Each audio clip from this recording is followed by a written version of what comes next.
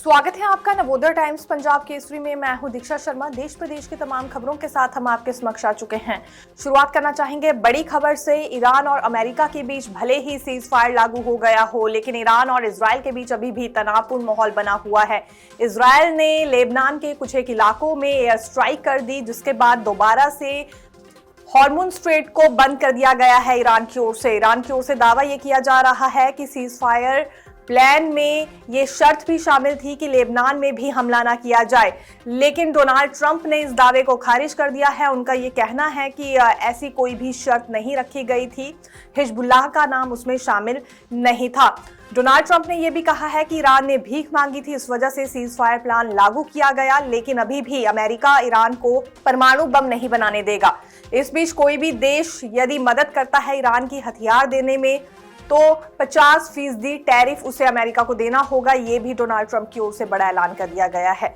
हालांकि बीते कल ही ईरान में कुछ ऐसा माहौल नजर आया था जहां इजरायल और अमेरिका के झंडे जलाए जा रहे थे और जश्न मनाया जा रहा था सीज फायर लागू होने का, लेकिन देखा जा सकता है पल भर में एक दफा फिर तस्वीरें बदली हैं। लेबनान में हमला किया गया है इजरायल की ओर से, 254 लोगों की मौत हो गई है, 1165 से ज्यादा लोग घायल बताए जा रहे हैं। वहीं अगली बात मौसम से जुड़ी करना चाहेंगे। उत्तराखंड के चारों धाम में लगातार बर्फबारी का सिलसिला जारी है। केदारनाथ, बद्रीनाथ, गंगोत्री, यमुनोत्री में अप्रैल महीने में भी लगातार बर्फबारी हो रही है, जिस वजह से यात्री भी काफी ज्यादा परेशान हैं और पहली बार इस तरह का मौसम बना है कि जहां गर्मियों का एहसास हुआ करता था, लगातार बर्फबारी हो रही है। उत्तर भारत में भी ओलावृष्टि हुई है। राजस्थान और उत्तर प्रदेश में पिछले कल मूसलाधार बारिश के साथ ओलावृष्टि का सिलसिला जारी रहा। उत्तर प्रदेश में पिछले हफ्ते में 15 लोगों की जान चली गई है तेज आंधी तूफान आने की वजह से।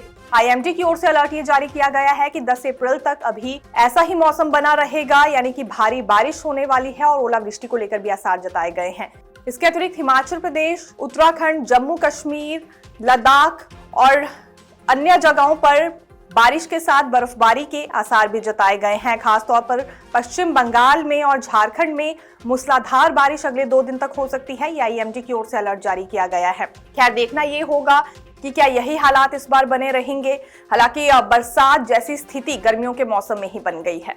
आज 2 राज्यों में और एक केंद्र शासित राज्य में चुनाव होने जा रहा है। मतदान की प्रक्रिया शुरू हो गई है। इसके लिए प्रधानमंत्री नरेंद्र मोदी ने भी अपील की है महिलाओं से, युवाओं से कि लोकतंत्र के इस पर्व में जरूर आगे आए, अपने मतदान का इस्तेमाल करें, क्योंकि उनका ये एक वोट प्रदेश के भविष्य की स्थिति को तय करेगा। देखिए, ये केरल, आसाम और पुडुचेरी में आज मतदान होने जा रहा है। पुडुचेरी में मात्र ही यहां पर 30 सीटें हैं। केरल में 140 सीटों पर चुनाव होने जा रहा है और आसाम में 126 सीटों पर मतदान की प्रक्रिया शुरू हो चुकी है। निगाहें बनी हुई हैं।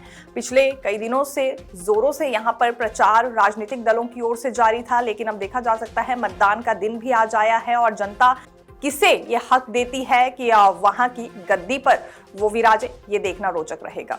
पूरे वर्ष भर में अमरनाथ यात्रा का इंतजार यात्रियों की ओर से किया जाता है, तो आपको बता दें कि पंजीकरण की प्रक्रिया 15 अप्रैल से कराया जा सकेगा। श्री अमरनाथ जी श्राइन बोर्ड ने बुधवार को इसका ऐलान कर दिया। पंजीकरण देश भर के निर्धारित बैंक शाखाओं के माध्यम से होगा। यात्रा परमिट पहले आओ पहले पाओ के आधार पर जारी होगा। यात्रा की तारीख भी जल्द घोषित की जाएगी। देश भर की 554 बैंक शाखाओं में पंजीकरण होगा। पंजीकरण के दौरान प्रत्येक बैंक शाखा को प्रतिदिन प्रति मार्ग एक निश्चित कोटा आवंटित किया गया है। 13 वर्ष से कम उम्र के बच्चों और 70 वर्ष से अधिक आयु के बुजुर्गों का पंजीकरण नहीं होगा। इसी तरह 6 सप्ताह से अधिक की गर्भवती का भी पंजीकरण नहीं होगा। देखते रहिए नवोदय टाइम्स पंजाब केसरी में दीक्षा शर्मा। धन्यवाद।